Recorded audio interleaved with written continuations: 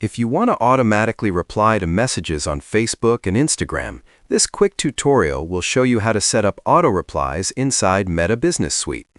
First, go to business.facebook.com and log into your account. You can also use the Meta Business Suite mobile app. Once you're inside the dashboard, look at the left menu and click on Inbox. Now click on Automations. This is where you can create automatic replies for messages and comments.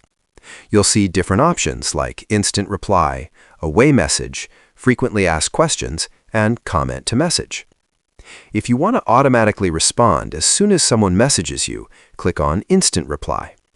Turn the toggle on. Next, customize your message. For example, "Hi, thanks for messaging us. We'll get back to you as soon as possible." You can personalize it by adding the person's first name using the personalization option. After editing your message, choose where it applies, Facebook, Instagram, or both. Then click Save Changes. That's it. Your auto reply is now active. If you want replies only outside business hours, use the Away Message option instead and set your schedule. And that's how you set up auto replies in Meta Business Suite in 2026. If this helped you, don't forget to like and subscribe for more social media tutorials.